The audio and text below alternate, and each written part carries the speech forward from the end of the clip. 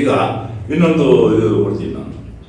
ಈ ಈ ಪಾದಯಾತ್ರೆ ನಾನು ಮಾಡಿದಾಗ ಬಾಳೆಲೆಯಿಂದನೇ ನಾನು ನೀರ ಚಳವಳಿಯ ಜೊತೆ ರೈತ ಸಂಘ, ಕರ್ನಾಟಕ ರಾಜ್ಯ ರೈತ ಸಂಘ ಅಂತ ಹೇಳಿ ಮೆಂಬರ್ಶಿಪ್ ಮಾಡ್ತಾ ಹೋದೆ.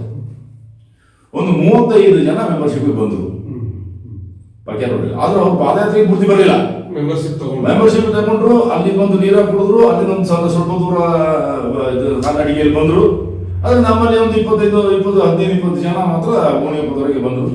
ಬಾಕಿ ಎಲ್ಲ ಕಮ್ಯುನಿಟಿಯವರು, ಲೇಬರ್ ಕ್ಲಾಸ್, ನಮ್ಮ ಆದಿವಾಸಿಗಳು ಎಲ್ಲ ಇರ್ತಾರಲ್ಲ, ಎಲ್ಲರೂ ಬಂದರು, ಎಲ್ಲರೂ ಸಪೋರ್ಟ್ ಕೊಟ್ಟಿದ್ದಾರೆ.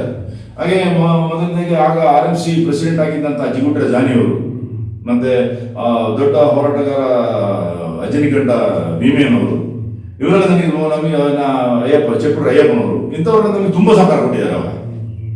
ಆಗ ಇನ್ನೊಂದು ನಾನು ಇದು ಮಾಡ್ಬೇಕಂದ್ರೆ, ನಾನು ಯಾವುದೇ ಹೋರಾಟ ಮಾಡಿದ್ರು ಒಂದು ಪೈಸಾನು ನಾನು ಯಾರ ಕೈಯಲ್ಲೂ ನಾನು ಡೊನೇಷನ್ ತೆಗೆದಿಲ್ಲ. ನಾನು ಡೊನೇಷನ್ ತೆಗೆದು ಹೋರಾಟ ಮಾಡಿದವನಲ್ಲ ಇಲ್ಲಿವರೆಗೂ. ನಾನು ಮಾಡಿದೆಲ್ಲ ಸಾಲ ರೂಪದಲ್ಲಿ, ನಾನು ನಮ್ಮ ಫ್ರೆಂಡ್ಸ್ ಯಾರೆಲ್ಲ ನನಗೆ ಸಪೋರ್ಟ್ ಕೊಡ್ತಾರೆ ಅವ್ರ ಮೇಲೆ ಸಾಲ ರೂಪದಲ್ಲಿ ನಾನು ಹಣ ಪಡೆದೇ ನಾನು ಈ ಹೋರಾಟ ನಡೆಸಿದ್ದೆ. ಮುಂದೆ ನೀವು ಈ ಹೋರಾಟ ಮಾಡಿ ನೀವು ಇದರಲ್ಲಿ ಏನಾದರೂ ಕಾನೂನಾತ್ಮಕವಾಗಿ ಏನಾದರೂ ಇದರಲ್ಲಿ ನೀವು ತಗೊಂಡೋಗಿ ನೀರಾದಲ್ಲಿ ಕಾನೂನಾತ್ಮಕ ಇತ್ಯರ್ಥ ಆಗಿದೆ. ಹೇಗೆಂದ್ರೆ ಅದು ನಾನು ಹೇಳಿದ್ನಲ್ಲ, ನೀರ ಹೋರಾಟ ಏನು ಮಾಡಬೇಕಾಗಿಲ್ಲ, ಆಲ್ರೆಡಿ ಅಮೆಂಡ್ಮೆಂಟ್ ಆಗಿದೆ. ಹೇಗೆ ಆಗಿದೆ ಅಂದರೆ, ಅಗ್ರಿಕಲ್ಚರ್ ಫೀಲ್ಡ್ ಒಳಗಡೆ, ನಮ್ಮ ತೋಟ ಗದ್ದೆ ಒಳಗಡೆ ನಾವು ಎಷ್ಟು ಬೇಕಾದರೂ ಇಳಿಸ್ಕೊಂಡು ನಾವು ಅದನ್ನು ಉಪಯೋಗಿಸ್ಕೊಳ್ಬೋದು, ಅಕ್ರಮ ಮಾಡೋದಿಲ್ಲ. ಯಾಕಂದ್ರೆ ಕಮರ್ಷಿಯಲ್ ಆಗಿ ರೋಡಿಗೆ ಬಂದ್ರೆ ಅದು ಅಕ್ರಮ ಆಗ್ತದೆ. ಟ್ಯಾಕ್ಸ್ ಕಟ್ಟಬೇಕಾಗುತ್ತೆ, ಮಾಡ್ಬೋದು, ಸ್ವಂತ ಉಪಯೋಗಕ್ಕೆ ಮಾಡ್ಬೋದು. ನಾವು ಅಲ್ಲಿ ತೋಟದೊಳಗಡೆ ಏನು ಬೇಕಾದ್ರೆ ಮಾಡ್ಬೋದು, ನಮ್ಮನ್ನ ಕೇಳೋದಿಲ್ಲ. ಕಮರ್ಷಿಯಲ್ ಆಗಿ ರೋಡಿಗೆ ತಂದ್ರೆ ಅದೇನಾಗ್ತದೆ, ಟ್ಯಾಕ್ಸ್ ಕಟ್ಟಬೇಕಾಗ್ತದೆ. ಮಾರಾಟ ಅಂತ ವಿಚಾರಕ್ಕೆ ಬಂದಾಗ ಕಲಬೆರಕೆ ಆಗ್ತದೆ. ಮಾರಾಟದಿಂದ ಬಂದಾಗ ಟ್ಯಾಕ್ಸ್ ಕಟ್ಟಬೇಕಾಗ್ತದೆ, ಟ್ಯಾಕ್ಸ್ ಕಟ್ಟಬೇಕಾದಾಗ ಕಲಬೆರಕೆ ಆಗ್ತದೆ, ಅಲ್ಲಿಗೆ ಅದರದ್ದು ಕ್ವಾಲಿಟಿ ಹೋಗ್ತದೆ, ಪುನಃ ನಮಗೆ ಇದೇ ಪ್ರಾಬ್ಲಮ್ ಫೇಸ್ ಮಾಡಬೇಕಾಗ್ತದೆ. ಅದು ಬೇಡ. ಅದರಿಂದ ನಾವು ಇದನ್ನ ಒಪ್ಕೊಂಡಿದ್ದೀವಿ. ನಾವು ಊರಲ್ಲಿ ಕೋಕೋನಟ್ ಪ್ರೊಡ್ಯೂಸರ್ಸ್ ಫೆಡರೇಷನ್ ಅಂತೇಳಿ ಮಾಡಿಕೊಂಡು ಒಂದು 20-30 ಜನರ ಗ್ರೂಪ್ ಮಾಡ್ಕೊಳ್ಳೋದು. ಆ ಫೆಡರೇಷನ್ನ ಕಾಸರಗೋಡು ಮತ್ತು ಕೊಚ್ಚಿನಲ್ಲಿ 2 ಕೋಕೋನಟ್ ಪ್ರೊಡ್ಯೂಸರ್ಸ್ ಕಂಪನೀಸ್ ಇದೆ, ರಿಜಿಸ್ಟರ್ಡ್ ಕಂಪನೀಸ್. ಅವ್ರ ಜೊತೆಯಲ್ಲಿ ನಾವು ಲೈಸೆನ್ಸ್ನ, ಈ ಫೆಡರೇಷನ್ನ ಹೊಂದಾಣಿಕೆ ಮಾಡ್ಕೊಳ್ಬೇಕು. ಅವರ ಲೈಸೆನ್ಸಲ್ಲಿ ನಾವು ಮಾಡಬೇಕು. ನಮಗೆ ಎಕ್ಸೈಸ್ದು ಪ್ರಾಬ್ಲಮ್ ಬರಲ್ಲ, ಅದು ನೇರಾದ ಆಯಿತು. ಸರ್, ಈಗ ಮುಂದೆ ನೋಡಿ, ಈಗ ನೀರದು ಒಂದು ಅಂತ್ಯಕ್ಕೆ ತಗೊಂಡೋಗಿ ಅದರಲ್ಲಿ ಏನು ನಮಗೆ ನಾವು ಏನು ಅದನ್ನ ಯಾವ ರೀತಿ ಉಪಯೋಗಿಸ್ಬೇಕು ಅನ್ನೋದ್ರ ಬಗ್ಗೆ ನೀವು ಅದಕ್ಕೆ ಒಂದು ತಾರ್ಕಿಕ ಅಂತ್ಯನೇ ತಗೊಂಡು ಬಂದು ಅದನ್ನ ಎಲ್ಲರಿಗೂ ಗೊತ್ತಿರುವಂಥ ವಿಚಾರನೆ. ಮುಂದೆ ನೀವು ಈ ನೋಡಿ, ನಮ್ಮ ಕೊಡಗಿನಲ್ಲಿ ಮಾತ್ರನೇ ಕಾಣಸಿಗೋದು ಒಂದು ವಿಶೇಷವಾದ ಕಾನೂನು ಅಂತಲೇ ಹೇಳ್ಬೋದು. ಯಾಕೆಂದರೆ ಈ ಗೃಹ ಉಪಯೋಗಿ ಇದಕ್ಕೆ ತೋಟದಲ್ಲಿರುವಂಥ ಈ ಬೀಟೆ ಮರನ ನಾವು ಉಪಯೋಗಿಸ್ಕೊಳ್ಳುವಂಥ ವಿಚಾರದಲ್ಲೂ ತಾವು ಹೋರಾಟ ಮಾಡಿದ್ದೀರಿ. ಅದು ವಿಶೇಷವಾಗಿ ಅದರಲ್ಲಿ ನೀವು ಸಫಲತೆಯೂ ಕೂಡ ಕಂಡಿದ್ದೀರಿ. ಹೇಗೆ ಸರ್ ಇದು ಈ ವಿಚಾರ ಹೇಳಕ್ ಹೋದ್ರೆ, ಈಗ ಈ ಬೀಟೆ ಮರದ ವಿಚಾರ ಗೃಹ ಉಪಯೋಗಕ್ಕೆ ಏನಾದರೂ ಉಪಯೋಗಿಸಬೇಕಾದ್ರೆ ಅದಕ್ಕೊಂದು ಅಲೆದಾಟನೇ ಇದೆ. ಅದನ್ನ ಹೇಗೆ ಸರ್ ಅದನ್ನ ಹೇಗೆ ಅದಕ್ಕೊಂದು ಅಂತ್ಯ ತಗೊಂಡು ಬಂದ್ರಿ? ಅದೇ ಅದನ್ನು ಅಷ್ಟೇ. ನಾನು ಮೊದಲನೇದಾಗಿ ಅದನ್ನ ಎಲ್ಲಿಂದ ತಗೊಳ್ತೀನಿ ಅಂದ್ರೆ ಪರಿಸರದ ವಿಚಾರದಲ್ಲಿ ತಗೊಳ್ತೀನಿ. ಯಾಕೆಂತಂದ್ರೆ ಸರ್ಕಾರದ ಈ ಫಾರೆಸ್ಟ್ ಆಕ್ಟ್, ಅರಣ್ಯ ಕಾಯ್ದೆ ಏನಿದೆ, ಅರಣ್ಯ ಕಾಯ್ದೆ ಪ್ರಕಾರ ಈಗಿನ ವಿಚಾರದಲ್ಲಿ, ಈ 1969 ಅಮೆಂಡ್ಮೆಂಟ್ ಇದ್ದ ಈ ಕಡೆಯ ವಿಚಾರದಲ್ಲಿ ಪರಿಸರ ಮೊದಲನೇ ಸ್ಥಾನ ಪಡ್ಕೊಳ್ತದೆ. ಯಾಕೆಂದ್ರೆ ಮರ ಕಾಡು ಎಲ್ಲ ಹೋದ್ರೆ ಮಳೆ ಕಡಿಮೆ ಆಗ್ತದೆ, ಪರಿಸರ ಪ್ರಾಣಿ ಪಕ್ಷಿಗಳಿಗೆ ವಾಸದ ಇದು ಕಳೆದು ಹೋಗ್ತದೆ. ಅದರಿಂದ ಮರನ ಆದಷ್ಟು ಉಳಿಸಬೇಕು ಅನ್ನೋ ಇದು ಆ ನ್ಯಾಯಬದ್ಧ ಆದೇಶ. ಅದನ್ನು ನಾವೆಲ್ಲರೂ ಒಪ್ಕೊಳ್ಳುವ, ನಾವೆಲ್ಲ ಅದನ್ನ ರಿಸೀವ್ ಮಾಡ್ಕೊಳ್ಳೋಣ. ಒಂದು ವಿಚಾರನ ಇದರಲ್ಲಿ ಮಾಡಬೇಕಾದಂತ ಏನಂತಂದ್ರೆ, ನಮ್ಮಲ್ಲಿ RTC, record of rights, tenancy and crops. ಈ ರೆಕಾರ್ಡ್ ಆಫ್ ರೈಟ್ಸ್ ಕಲಂ ನಂಬರ್ 7 ಅಲ್ಲಿ ಏನು ಹೇಳ್ತದೆ ಅಂತಂದ್ರೆ, ಮರಗಳ ಸಂಖ್ಯೆ ಮತ್ತು ವಿವರ ಅಂತ ಕೊಟ್ಟಿದ್ದಾರೆ. ಆ ಮರಗಳ ಸಂಖ್ಯೆ ಮತ್ತು ವಿವರ ಅಂತ ಕೊಡುವಾಗ ಆ ಮರ ಆಕ್ಚುಲಿ ರೆವಿನ್ಯೂ, ಕಂದಾಯ ಇಲಾಖೆ ಏನು ಡಾಕ್ಯುಮೆಂಟ್ ಮಾಡ್ತದೆ, ಕಂದಾಯ ನಿಗದಿ ಮಾಡಿ ಏನು ಸರ್ವೆ ಮಾಡಿ RTCಯನ್ನ ನನ್ನ ಹೆಸರಿಗೋ ಕೃಷಿಕನ ಹೆಸರಿಗೆ ಮಾಡ್ತಾರೆ. ಆ ಮಾಡೋ ಸಂದರ್ಭದಲ್ಲಿ ಈ ಮರಗಳನ್ನ ಅರಣ್ಯ ಇಲಾಖೆಯವರು ಏನು ಅವರ ಏರಿಯಾದಲ್ಲಿ ಮರ ಇದೆ ಅದಕ್ಕೆ ಅವರು ಕಂದಾಯ ಇಲಾಖೆಯವರು ಅರಣ್ಯ ಇಲಾಖೆಗೆ ಅಪ್ಲಿಕೇಶನ್ ಹಾಕಿ ಸರ್ವೆ ಮಾಡಿಸಿ ಏನೆಲ್ಲ ಮರ ಇದೆ. ಈಗ ಯಾಕೆಂದ್ರೆ ಅರಣ್ಯ ಇಲಾಖೆಯವರಿಗೆ ಮಾತ್ರ ಈ ಮರಗಳ ಹೆಸರು ಗೊತ್ತಿರೋದು, ಕ್ವಾಲಿಟಿ ನಂಬರ್ 1 2 3 4 5 6 ಅಂತ 200 ಚಿಲ್ಲರೆ ಕ್ವಾಲಿಟೀಸ್ ಇದೆ, ರೈತರಿಗೆ ಗೊತ್ತಿಲ್ಲ. ಅರಣ್ಯ ಇಲಾಖೆಗೆ ಗೊತ್ತಿರೋದು. ಆಗ ಅವ್ರು ಏನ್ ಮಾಡ್ಬೇಕು, ಈ ಕಾಲಂ ನಂಬರ್ 7 ಅಲ್ಲಿ ಅವರೇ ಬಂದು ಸರ್ವೆ ಮಾಡಿ ಮರಕ್ಕೆ ನಂಬರ್ ಹಾಕಿ ಮರದ ಹೆಸರನ್ನ ಅದ್ರಲ್ಲಿ ನಮೂದಿಸಬೇಕು. ಇದು ಅಮೆಂಡ್ಮೆಂಟ್, ಇದು ಆಕ್ಟ್ ಅಲ್ಲೇ ಇರೋದು. ಅರಣ್ಯ ಇಲಾಖೆದು ಈ ಕಾಲಂ ನಂಬರ್ 7 ಅಲ್ಲಿ ಬರಲೇಬೇಕು. ಅದು ಯಾಕೆ ಮಾಡ್ತಾ ಇಲ್ಲ? ಜಮಾ ಬಂದಿದ್ದಾಗ ಮಾಡ್ತಾ ಇದ್ರು, ಜಮಾ ಬಂದಿದ್ದಾಗ ಮಾಡ್ತಾ ಇದ್ದಾನೆ, ಈಗ ಹೇಗೆ ಮಾಡ್ತಾ ಇಲ್ಲ? ಅದೊಂದು ಪ್ರಶ್ನೆ. ಈಗ ಇನ್ನೊಂದು ವಿಚಾರ, ಈಗ ಅದರಲ್ಲೇ ಮುಂದಕ್ಕೆ ಬರುವ. ಈಗ ನ್ಯಾಷನಲೈಸ್ಡ್ ವುಡ್, ಈಗ 1976ರಲ್ಲಿ ಈ ಬಿಟೆ ಮರನ್ನ ನ್ಯಾಷನಲೈಸ್ಡ್ ವುಡ್ ಮಾಡೋದು. ನ್ಯಾಷನಲೈಸ್ಡ್ ವುಡ್ ಮಾಡುವಾಗ ಈ ಜಮ್ಮಾ ಹೋಲ್ಡಿಂಗ್ ಅಲ್ಲಿ ಇರುವವರಿಗೆ 350 CFT 127A ಸೆಕ್ಷನ್ ಅಲ್ಲಿ ಆದೇಶ ಸಂಖ್ಯೆ, ಕನ್ನಡ ಅರಣ್ಯ ಕಾಯ್ದೆ ಆದೇಶ ಸಂಖ್ಯೆ 127A ನಲ್ಲಿ 350 CFT ಬೋನಫೈಡ್ ಯೂಸ್ಗೆ ಸ್ವಂತ ಉಪಯೋಗಕ್ಕೆ ಉಪಯೋಗಿಸಬಹುದು ಅನ್ನೋ ಕಾನೂನಿತ್ತು. ಅಲ್ಲಿಂದ ಅದು ಕೂರ್ಲ್ಯಾಂಡ್ ರೆವಿನ್ಯೂ ರೆಗ್ಯುಲೇಷನ್ ಅಂಡರಲ್ಲಿ. ಆ ಕೂರ್ಲ್ಯಾಂಡ್ ರೆವಿನ್ಯೂ ರೆಗ್ಯುಲೇಷನ್ ಹೋದ ಮೇಲೆ ಕರ್ನಾಟಕ ಫಾರೆಸ್ಟ್ ಆಕ್ಟ್ ಬಂತು. ಕರ್ನಾಟಕ ಫಾರೆಸ್ಟ್ ಆಕ್ಟ್ ಬರುವಾಗ ಅದರಲ್ಲಿ ಏನು ಈ 350 CFT ಕಮ್ಮಿ ಮಾಡಬೇಕು ಅಂತ ಎಲ್ಲಿಯೂ ತೋರಿಸಿಲ್ಲ. ಇಲ್ಲಿ ಅರಣ್ಯ ಇಲಾಖೆಯವರೇ CCF ಕನ್ಸರ್ವೇಟರಿ ಚೀಫ್ ಕನ್ಸರ್ವೇಟರ್ ಇರ್ತಾರಲ್ಲ, ಇವರಿಗೇನೆ ಯಾರು ಅಧಿಕಾರ ಕೊಟ್ಟಿದಾರೋ ಗೊತ್ತಿಲ್ಲ. ಇದು ಕಾನೂನಿನಲ್ಲಿ ಬರೋದಿಲ್ಲ, ಇವರೇ ಮಾಡಿಕೊಂಡು ಒಂದು ಸುತ್ತೋಲೆ ಹೊಡಿಸೋದು. ಏನಂತ, ಇದು ನಾವು ಬಿಟೆ ಮರನ ಸ್ವಂತ ಉಪಯೋಗಕ್ಕೆ 100 CFT ಮೇಲೆ ಕೊಡ್ಲಿಕ್ಕೆ ಆಗೋದಿಲ್ಲ ಅಂದ್ರೆ ಇವರದೇ ಆದ ಕಾನೂನು, ಇವರೇ ಆದಂತ ಕಾನೂನು. ಇದೇನು ಸರ್ಕಾರದ ಆದೇಶ ಅಲ್ಲ ಅದು. ಆ ಆಕ್ಟ್ ಅಲ್ಲಿ ಎಲ್ಲೂ ಇಲ್ಲ.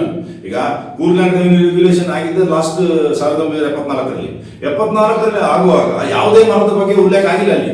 ಸರ್, ಈಗ ಅದನ್ನ ಕೂರ್ಲ್ಯಾಂಡ್ ರೆವಿನ್ಯೂ ರೆಗ್ಯುಲೇಷನ್ ಅಡಿಯಲ್ಲೇ ಮೇಂಟೈನ್ ಮಾಡಬೇಕಂತ ಅಲ್ಲ ಸರ್. ಈಗ ಇವರು 100 CFT ಅಂತ ಹೇಳ್ಕೊಂಡು ಮಾಡ್ಕೊಂಡ್ರು. ಈಗ ಇದನ್ನ ಯಾರು ಪ್ರಶ್ನೆ ಮಾಡಿಲ್ವಾ ಅಂತ ಜಿಲ್ಲೆ? ಅದೇ ಪ್ರಶ್ನೆ ಮಾಡಿಲ್ಲ. ನನಗೆ ಅದರಲ್ಲಿಯೂ ನನಗೆ ಹೋರಾಟ ಮಾಡಿ ಒಂದು ಚಾನ್ಸ್ ಸಿಕ್ತು. ಹೇಗೆ ಸಿಕ್ತು ಅಂತಂದ್ರೆ 2006ರಲ್ಲಿ ನನ್ನ ಮನೆಯವರೇ, ಕುಟುಂಬದವರೇ, ಪಾಪದವರು, ಅವರು ಸ್ವಲ್ಪ ಮರ 4-5 ಬಿಟ್ಟ ಮರ ಇತ್ತು ತೋಟದೊಳಗಡೆ. ಅದನ್ನು ಅವರು ಯಾರಿಗೋ ಸೇಲ್ ಮಾಡಿದ್ದಾರೆ. ನನಗೆ ವಿಷಯನ ಹೇಳಿದ್ರು, ಯಾಕೆ ನಾನು ಈ ಹೋರಾಟ ಮಾಡ್ತಾ ಇರೋರು, ಅದು ಗೊತ್ತಿದ್ದು ಅವರಿಗೆ. ನನಗೆ ಮೆಸೇಜ್ ಬಂತು, ಸರ್ ಯಾರೋ ಬಂದು ಗಲಾಟೆ ಮಾಡ್ತಿದ್ದಾರೆ, ಬಿಟ್ಟು ಮರನ್ನು ಬಂದು ಹಿಡಿದು ಬಿಟ್ಟಿದ್ದಾರೆ, ಏನು ಮಾಡೋದು? ನಾನು ಹೋಗಿ ಆಗ ಇದು DCIB ಡಿಸ್ಟ್ರಿಕ್ಟ್ ಕ್ರೈಮ್ ಬ್ರಾಂಚ್ ಅವರು ಬಂದು ಹಿಡಿದಿದ್ರು. ಅವ್ರ ಜೊತೆ ಹೋಗೋದಕ್ಕೆ ಹೇಳಿದ್ರು, ಯಾವ ಆಧಾರದಲ್ಲಿ ನೀವು ಬಂದು ಸ್ವಂತ ತೋಟದ ಒಳಗಡೆ ಅವರು ಕಡಿತಾ ಇರೋದನ್ನ ನೀವು ಸೀಸ್ ಮಾಡ್ತೀರಾ? ಇವರು ಏನ್ ಮಾಡ್ತಾರೆ ಅಂದ್ರೆ, ಕೇಸ್ ಮಾಡುವಾಗ ಅದನ್ನ ಅಷ್ಟು ಸೂಕ್ಷ್ಮವಾಗಿ ನೀವು ಅಬ್ಸರ್ವ್ ಮಾಡಬೇಕು. ಹೇಗೆಂತ ಹೇಳ್ಕೊಡ್ತೀನಿ. ಕೇಸ್ ಮಾಡುವಾಗ ಅವರು ಯಾವುದೇ ಅವರ ಸ್ವಂತ ತೋಟದಲ್ಲಿ ಕಡಿದಿದ್ದ ಮರವನ್ನು ಅಂತ ಕೇಸ್ ಮಾಡೋದಿಲ್ಲ, ಅಕ್ರಮವಾಗಿ ಶೇಖರಿಸಿಡಲಾಗಿದ್ದ ಅಂತ ಹೇಳ್ಬಿಟ್ಟು ಕೇಸ್ ಮಾಡ್ತಾರೆ. ಅದರ ಅರ್ಥ ಏನು? ಇವನು ಎಲ್ಲಿಂದ ಫಾರೆಸ್ಟ್ ಒಳಗಡೆಯಿಂದ ತಂದು ಹಾಕೊಂಡಿದ್ದಾನೆ ಅಂದ್ರೆ ಮಾತ್ರ ಕೇಸ್ ಸ್ಟ್ಯಾಂಡ್ ಆಗೋದು. ಯಾಕೆ? ಈ ಅಮೆಂಡ್ಮೆಂಟ್ ಆರ್ಡರ್ ಇದೆ, 127A ಇದೆ. 127 ಏನ್ ಹೇಳ್ತದೆ? ಸ್ವಂತ ಉಪಯೋಗಕ್ಕೆ ಅವ್ನು ತೋಟದ ಕೊಟ್ಟ ಅವ್ನು ಸ್ವಂತನೇ, ಅವನು ಪರ್ಮಿಷನ್ ಕೇಳಬೇಕಾಗಿಲ್ಲ ಅಂತಿದೆ.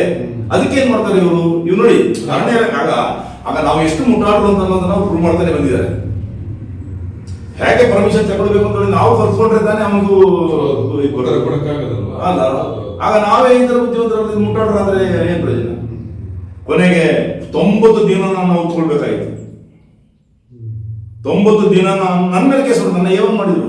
ಆ ಕೇಸ್ ನನ್ನೇ ಏವನ್ ಮಾಡಿ 1ನೇ ಕಳ್ಳ ಅಂತ ಮಾಡಿ ನನ್ನ ಮೇಲೆ ಕೇಸ್ ಹಾಕಿ ನಾನು 90 ದಿನ ಅವತ್ತು BA ಮಾಚೇನ್ ಅವರು, ಅಡ್ವೊಕೇಟ್ BA ಮಾಚೇನ್ ಅವರ ಇದರಲ್ಲಿ ಬೆಂಗಳೂರಿಂದ ಬೇಲ್ ತೆಗೆದೆ. ನಾನು ಬೇಲ್ ತೆಗೆದಾಗಲೇ ನನಗೆ ಅಂತ ಒಂದು ಆದೇಶ ಸಿಕ್ತು. ಹೈಕೋರ್ಟ್ ಅಲ್ಲಿ ಅವರು ಅದು ಸಬ್ಮಿಟ್ ಮಾಡಿದ್ರು. ನಾನೇ ಕೊಟ್ಟಬೇಕು, ಇಲ್ಲೇ ಇದೆ ನಂದು ಫಾರೆಸ್ಟ್ ಮ್ಯಾನ್ಯಲ್, ಇಲ್ಲೇ ಇದೆ. ಇದನ್ನೇ ಕೊಟ್ಟು ನಾನು ಆ ಕೇಸ್ ಗೆದ್ದಿದ್ದೆ. ಹೇಗೆ ಅಂತಂದ್ರೆ 1969 ಅಮೆಂಡ್ಮೆಂಟ್ ಕೂರ್ಲ್ಯಾಂಡ್ ರೆವಿನ್ಯೂ ರೆಗ್ಯುಲೇಷನ್ ಅಲ್ಲಿ ಸೆಕ್ಷನ್ 127A ನಲ್ಲಿ 350 CFT ನಾವು ಬೋನಫೈಡ್ ಯೂಸ್ಗೆ ಇಟ್ಟುಕೊಳ್ಳಲಿಕ್ಕೆ ಫಾರೆಸ್ಟ್ ಆಕ್ಟ್ ಪರ್ಮಿಷನ್ ಅವಶ್ಯಕತೆ ಇಲ್ಲ, ನಾವು ಉಪಯೋಗಿಸ್ಕೊಳ್ಬಹುದು. ಪರ್ಮಿಷನ್ ಅವಶ್ಯಕತೆ ಇರೋದೇನು ಅಂತಂದ್ರೆ ದಾಖಲೆ, ಈ ಆಸ್ತಿಯ ದಾಖಲೆ ಮಾತ್ರ ನನ್ನ ಹೆಸರಲ್ಲಿ ಇದೆಯಾ, ನನ್ನ ಹೆಸರಲ್ಲಿ ರಿಜಿಸ್ಟರ್ ಆಗಿದೆಯಾ, ನಾನು ಕಂದಾಯಗೆ ಎಂಟರ್ ಆಗಿದ್ದೀನಾ, ಕಂದಾಯ ನಿಗದಿ ಆಗಿದೆಯಾ, ಇಷ್ಟೇ ಬೇಕಾಗಿದ್ದು. ಫಾರೆಸ್ಟ್ ಅವರಿಗೆ ಬೇರೆ ಏನು ಬೇಡ. ನಾವು ಅದಕ್ಕೆ ಒಂದು ಲೆಟರ್ ಹಾಕ್ಬೋದು ಸುಮ್ಮನೆ, ನೋಡಿ ಇಂಥ ಸರ್ವೆ ನಂಬರ್ ಇಷ್ಟು ನನ್ನ ಸ್ವಾಧೀನ ಅನುಭವದಲ್ಲಿರುವ ಆಸ್ತಿಯಲ್ಲಿ ನಾನು ಇಷ್ಟು ಮರ ಕಟ್ತಾ ಇದ್ದೇನೆ, ನನಗೆ ಇಷ್ಟು ಮರ ಕಡಿಬೇಕಾಗಿದೆ, ತಾವು ಔಷಧಿಯಲ್ಲಿ ಬಂದು ನಿಮ್ಮ ಏನು ಜವಾಬ್ದಾರಿ ಇದೆ ಮುಗಿಸ್ಕೊಂಡು ಹೋಗ್ಬೋದು. ಅವ್ರು ಬರಬೇಕು, ಅವ್ರ ನಂಬರ್ ಹಾಕಲಿ ಹಾಕದಿರಲಿ, ನಮಗೆ ಸಂಬಂಧನೇ ಇಲ್ಲ, ಅದು ಅವರ ಜವಾಬ್ದಾರಿ. ಇಷ್ಟೇ ಮಾಡಬೇಕಾಗಿತ್ತು. ಅದ್ರ ಮೇಲೆ ಈ ಪರಿಸರ ಅಂತ ನಾನು ಸ್ಟಾರ್ಟ್ ಮಾಡಿದ್ನಲ್ಲ ಮರದ ವಿಚಾರದಲ್ಲಿ, ಅದು ಭೇಟಿ ಮರ ನ್ಯಾಷನಲೈಸ್ಡ್, ಅದು ದೊಡ್ಡ ವಿಚಾರ. ಅದು ನಮಗೆ ಈ ಪರ್ಮಿಷನ್ ತಗೊಳ್ಬೇಕು ಅನ್ನೋದು ಕಾನೂನಿದೆ. ಈ ಬೋನ ಬೆಟ್ಟದಲ್ಲಿ ತೆಗಿಬೇಕು ಇದೇ ರೀತಿ ಮಾಡಿ. ಬಾಕಿ ಮರಕ್ಕೆ ಏನಿದೆ, 260 ಚಿಲ್ಲರೆ ಜಾತಿ ಮರ ಇದೆ. ಅದರಲ್ಲಿ ಬರೀ 12 ಮರನ ಮಾತ್ರ ಕಡಿದು ಸಾಗಾಟ ಮಾಡಲಿಕ್ಕೆ ಈ ಹೊಗೆ ಸೊಪ್ಪು ಬೇಯಿಸಲಿಕ್ಕೆ ಕೊಡ್ಬೋದು, ಸೌದೆಗೆ ಮಾರ್ಬೋದು, ಡಿಪೋಗೆ ಹಾಕ್ಬೋದು. 12 ಮರ ಮಾತ್ರ. ಆಗ ಇವ್ರು ಹೇಳ್ತಾರೆ, ಹೋಗಿ ಕೇಳ್ತಾರೆ, ನೋಡಿ ಒಣಗಿದ ಮರನ ಕೂಡ ನೀವು ತೋಟದಲ್ಲಿ ಕಡಿಯೋಗಿಲ್ಲ. ಯಾಕೆಂದ್ರೆ ಅದು ಪ್ರಾಣಿ ಪಕ್ಷಿ ಗೂಡು ಕಟ್ಟಬೇಕಾಗ್ತದೆ, ಗೆದ್ದಲು ತಿನ್ಬೇಕು, ಅದು ಬದುಕಬೇಕು, ಕಾಗೆ ಬದುಕಬೇಕು, ಪಕ್ಷಿ ಬದುಕಬೇಕು ಅಂತ ಹೇಳ್ತಾರೆ ಅವರು. ಆಗ ಈ 12 ಮರದಲ್ಲಿ ಏನು ಪರಿಸರಕ್ಕೆ ತೊಂದರೆ ಆಗೋದಿಲ್ವಾ? ಪರಿಸರಕ್ಕೆ ಉಪಯೋಗ ಆಗೋದಿಲ್ವಾ? ಪರಿಸರಕ್ಕೆ ಉಪಯೋಗ ಆಗೋದಿಲ್ವಾ? ಅದರಲ್ಲಿ ಗೆದ್ದಲು ಬರೋದಿಲ್ವಾ? ಅದರಲ್ಲಿ ಪಕ್ಷಿ ಗೂಡು ಕಟ್ಟೋದಿಲ್ವಾ? ಅದರಲ್ಲಿ ಮರ ಕುಟ್ಕೆ ಪಕ್ಷಿ ಮಾಡೋದಿಲ್ವಾ? ಹುಳ ತಿನ್ನೋದಿಲ್ವಾ? ಯಾಕೆ ಆಗ ಈಗ ಇದರಲ್ಲಿ ನಿಮ್ಗೆ ಏನು ಅರ್ಥ ಆಗ್ತದೆ ಅಂದ್ರೆ, ಸ್ವಂತ ಇವರೇ ಅರಣ್ಯ ಇಲಾಖೆಯವರೇ ಹುಟ್ಟು ಹಾಕಿದಂತ ಕಾನೂನುಗಳು. ಆನೆ ಮಾನವ ಸಂಘರ್ಷದಲ್ಲಿ ನೋಡಿ, ಎಲ್ಲ ಸೇರಿದಾಗ, ರೈತರು ಹೋರಾಟ ಮಾಡಿದಾಗ ಏನು ನಾಳೆನೇ ತಗೊಂಡು ಬಂದು ಬರೀ ಇದು ಮಾಡಿ ಕೊಟ್ಟು ಬಿಡುವಾಗ ಹೇಳ್ತಾರೆ. ಅಲ್ಲಿಂದ ಅವತ್ತಿಗೆ ಮುಗೀತದು, ಮತ್ತೆ ಹೋಯ್ತು. ಇನ್ನು ನೆಕ್ಸ್ಟ್ ಯಾರಾದ್ರೂ ಸಾಯ್ಬೇಕು, ಆಗಲೇ ಬರೋದು. ಸರ್, ಇದು ನೋಡಿ, ನೀವು ಇದೊಂದು ತಮ್ಮದೇ ಆದ ಜಾಗದಲ್ಲಿ ಈಗ ಭೂ ವಿಜ್ಞಾನ ಇಲಾಖೆ ಇರ್ಬೋದು, ಇದರಲ್ಲೆಲ್ಲ ಒಂದು ವಿಚಾರಗಳಿದೆ. ಏಕೆಂದ್ರೆ ಹಳೆ ಏನಾದರೂ ಹೇಳೋದು ವಸ್ತುಗಳು, ಏನಾದರೂ ಹಳೆ ಕಾಲದ ನಿಧಿಗಳು ಸಿಗುವಂಥದ್ದು, ಮತ್ತೆ ಬೇರೆ ಒಂದು ವಿಚಾರದಲ್ಲಿ ಅದನ್ನ ಈಗ, ಯಾಕೆಂದ್ರೆ ಸರ್ಕಾರದ ಕಾನೂನಲ್ಲಿ ಇದೆ, ಎಷ್ಟು ಅಡಿ ಭೂಮಿ ಒಳಗಡೆ ಸಿಕ್ಕಿದ್ರೆ ಅದು ಸರ್ಕಾರಕ್ಕೆ ಸೇರಬೇಕು ಅನ್ನುವಂಥದ್ದು. ನೀವು ಅದನ್ನೊಂದು ನನಗೆ ಹೇಳಿದ್ರಿ, ಅಂದ್ರೆ ತಮ್ಮ ಜಾಗದಲ್ಲಿ ಏನ್ ಸಿಗ್ತದೆ ಅದು ಎಷ್ಟು ಅಡಿ, ಎಷ್ಟು ಅಂದ್ರೆ ಎಷ್ಟು ಮೀಟರ್ ಒಳಗಡೆ ಇದ್ರೆ ಅದು ನಮಗೆ ಸಂಬಂಧಪಡ್ತದೆ ಅನ್ನೋ ವಿಚಾರದಲ್ಲಿ ಅದು ಹೇಗೆ ಸರ್? ಅದು ಕರೆಕ್ಟ್ ಆಗಿ ಹೇಳ್ಬೇಕು. ಅದನ್ನ ಅದು ಹೋರಾಟಕ್ಕೆ ನನಗೆ ಒಂದು ತುಂಬಾ ಸ್ಫೂರ್ತಿ ಸಿಕ್ಕಿದಂತ ಒಂದು ವಿಚಾರ ಏನು ಅಂತಂದ್ರೆ, ಈ ನಿಧಿ ನಿಕ್ಷೇಪ ಅಂತೇಳಿ ನಾನು ಯಾಕೆ ಅಂದ್ರೆ ಕೈಗೆತ್ತಿಕೊಂಡೆ ಅನ್ನೋದಕ್ಕೆ ನಾನು ಮೊದಲಾಗಿ ಸ್ಟಾರ್ಟ್ ಮಾಡ್ತೀನಿ. 1892 ಹಾಗೂ 1903 ರಿಜಿಸ್ಟರ್ ಪೊನ್ನಂಪೇಟೆ ಸಬ್ ರಿಜಿಸ್ಟರ್ ಆಫೀಸಲ್ಲೇ, ಸಬ್ ರಿಜಿಸ್ಟರ್ ಆಫೀಸ್ ಕೊಡಗಲ್ಲಿ 3 1872 ಆಗಿತ್ತು. 1892 ಹಾಗೂ 1903ನೇ ಇಸವಿಯಲ್ಲಿ 2 ರಿಜಿಸ್ಟರ್ಡ್ ಡಾಕ್ಯುಮೆಂಟ್, ದಸ್ತಾವೇಜುಗಳು. ಅದರಲ್ಲಿ ಏನು ಬರ್ತಿದೆ ಅಂದ್ರೆ, ಇದಕ್ಕೆ ಸೇರಿದ ಬಾಣೆ, ಬಾರಿಕೆ, ಹಿತ್ತಲು, ನಿಧಿ, ನಿಕ್ಷೇಪ ವಗೇರೆ ಈ ರಿಲೀಸ್ ಪ್ಲಾಸ್ ಪತ್ರಕ್ಕೆ ಒಳಗಾಗಿರುತ್ತದೆ ಅಂತ ಬರೆದಿರ್ತಾರೆ. ನನಗೆ ಅದು ತಲೆಗೆ ಹೋಯ್ತು. ಇದು ಈ ಪದ, ಈ ನಿಧಿ ನಿಕ್ಷೇಪ ಅನ್ನುವ ಪದ ಯಾಕೆ ಬಂತು? ಸುಮ್ಮನೆ ಬರೋದಿಲ್ಲ, ಅದು ಗೌರ್ಮೆಂಟ್ ಲೆವೆಲ್ ರಿಜಿಸ್ಟರ್ ಬರೋದಲ್ಲ. ಆಗ ನಿಧಿ ನಿಕ್ಷೇಪ ಅನ್ನೋ ಒಂದು ಐಟಮ್ ವಿಚಾರ, ಇದೇನೋ ಬಹಳ ಡೆಪ್ತ್ ಇರುವಂತ ವಿಚಾರ, ಇದನ್ನು ಸ್ಟಡಿ ಮಾಡ್ಬೇಕು ಅಂತಲ್ಲ, ಅದನ್ನ ಕೈಗೆತ್ಕೊಂಡೆ. ಸರ್ಕಾರದ ಮಟ್ಟದ ಸುತ್ತೋಲೆಗಳನ್ನು ನೋಡ್ಬೇಕು. ಕೈಗೆತ್ಕೊಂಡಾಗ 2 ವಿಚಾರ ಸಿಕ್ತು. ಒಂದು, ನನಗೆ 1878ರಲ್ಲಿ 2 ಗೆಜೆಟಿಯರ್ ಆಯ್ತು, ಬ್ರಿಟಿಷ್ ಗವರ್ಮೆಂಟ್. ಆಗ 1801 ಜಿ ರಿಕ್ಟರ್ ಅಂತ ಬರೆದಿದಂತ ಹಿಸ್ಟ್ರಿ, ಕೊಡಗಿನ ಇತಿಹಾಸ. ಇನ್ನೊಬ್ಬ ಬೆಂಜಮಿನ್ ಲೂಯಿಸ್ ರೈಸನ್ ಅವರು ಬರೆದಿದ್ದು ಕೊಡಗಿನ ಡಾಕ್ಯುಮೆಂಟೇಶನ್ ಅಂದ್ರೆ ಈ ಕಾನೂನಿಗೆ ಅಡಕವಾಗಿರುವಂತ ಕಡತಗಳು. ಅದನ್ನ ಅವರು ಸಬ್ಮಿಟ್ ಮಾಡ್ದ, ಇನ್ನೊಂದನ್ನ ಜಿ ರಿಕ್ಟರ್ ಸಬ್ಮಿಟ್ ಮಾಡ್ದ. ಇದು ನನಗೆ ಸ್ಫೂರ್ತಿ ಆಯ್ತು. ಅಲ್ಲಿಂದ ನಾನೇನ್ ಮಾಡಿದೆ, ಅಲ್ಲಿಂದ ನೆಕ್ಸ್ಟ್ 1891ರಲ್ಲಿ ಒಂದು ಡಾಕ್ಯುಮೆಂಟ್ ಸಿಕ್ತು. ಅದೇನು ಅಂತಂದ್ರೆ, ಆವತ್ತಿನ ಸಿ.ಜೆ. ಕ್ಲಾಕ್ ಅನ್ನೋರು settlement officer, British settlement officer, coffee ಬೀಜನ ಇಲ್ಲಿ ನರ್ಸರಿ ಮಾಡ್ಲಿಕ್ಕೆ ಇಂಟ್ರೊಡ್ಯೂಸ್ ಮಾಡಿದ್ರು. ಕಾಫಿ ತೋಟ ಮಾಡ್ಲಿಕ್ಕೆ ಶುರು ಮಾಡಿದ್ರು 1891 ಮೇ 5. 1891 ಮೇ 5ನೇ ತಾರೀಕಲ್ಲಿ ಸಿ.ಜೆ. ಕ್ಲಾರ್ಕ್ ಅನ್ನುವಂತ ಬ್ರಿಟಿಷ್ ಸೆಟಲ್ಮೆಂಟ್ ಆಫೀಸರ್, ಅವನು ಯಾವ ಪೋಸ್ಟ್ ಅಲ್ಲಿ ಪೊಸಿಷನ್ ಇದ್ದ ಅಂತ ನಂಗೆ ಗೊತ್ತಿಲ್ಲ. ಆ ಆಫೀಸರ್ ಏನ್ ಮಾಡಿದಾನೆ, ಕಾಫಿ ನರ್ಸರಿಗೆ ಪ್ರೋತ್ಸಾಹ ಕೊಡಬೇಕು ಅಂತ ಮಾಡಿದ್ರು. ಅಂದ್ರೆ ಕೊಡಗಿಗೆ ಕಾಫಿನ ಪರಿಚಯ ಆಗಿದ್ದಾಗ ಆಗೇನಾಯ್ತು, ನರ್ಸರಿ ಮಾಡ್ಬೇಕಾದ್ರೆ ನೀರೆಲ್ಲಿಂದ ತರೋದು? ಹೊಳೆಗೆ ಹೋಗ್ಬೇಕು, ಎಲ್ಲಲ್ಲಿ ಹೊಳೆ ಇಲ್ಲ, ಎಲ್ಲ ಕೃಷಿಕರ ಹತ್ರ ಹೊಳೆ ಇಲ್ಲ. ಆಗ ಅವನು ನೀರಿಗೆ ತುಂಬಾ ಕಷ್ಟಪಡ್ಬೇಕಾಗಿತ್ತು. ಅದಕ್ಕೆ ಕೆರೆ ತೋಡ್ಲಿಕ್ಕೆ, ಬಾವಿ ತೋಡ್ಲಿಕ್ಕೆ, ಗುಂಡಿ ತೆಗಿಲಿಕ್ಕೆ ಅಂತ ನೀರು ತಗೊಳ್ಳಿ, ಅಂದ್ರೆ ಅದಕ್ಕೆ ಬೇಕಾದ ನೀರಿನ ಮೂಲಗಳನ್ನು ಕಂಡುಹಿಡಿದು ಇಟ್ಕೊಳ್ಳಿ, ಮೂಲ ನಿಮಗೆ ಸಿಕ್ಕಿದ್ರೆ ನೀವು ಅದರಲ್ಲಿ ನೀರು ತಗೊಂಡು ನರ್ಸರಿಗೆ ಒಯ್ಬೋದು, ನರ್ಸರಿ ಮಾಡ್ಬೋದು, ಕಾಫಿನ ಉದ್ಧಾರ ಮಾಡ್ಬೋದು ಅಂತ ಅನ್ನೋ ಆ ಆದೇಶ ಸಿಕ್ಕಿದ ಮೇಲೆ ಅವರು ಗುಂಡಿ ತೆಗಿಲಿಕ್ಕೆ ಸ್ಟಾರ್ಟ್ ಮಾಡುವಾಗ ಈ ಕಲ್ಲು, ಮರಳು, ನಿಧಿ ಏನೆಲ್ಲ ಸಿಗ್ಲಿಕ್ಕೆ ಸ್ಟಾರ್ಟ್ ಆಯ್ತು. ಪುನಃ ಅದೊಂದು ಆಂದೋಲನ ಆಯ್ತು. ಹೇಗೆ ಸಿಕ್ಕಿದ್ದು ಯಾರಿಗೆ? ಸಿಕ್ಕಿದ ಯಾರಿಗೆ? ಗುಂಡಿ ತೆಗೆದವನಿಗೆ.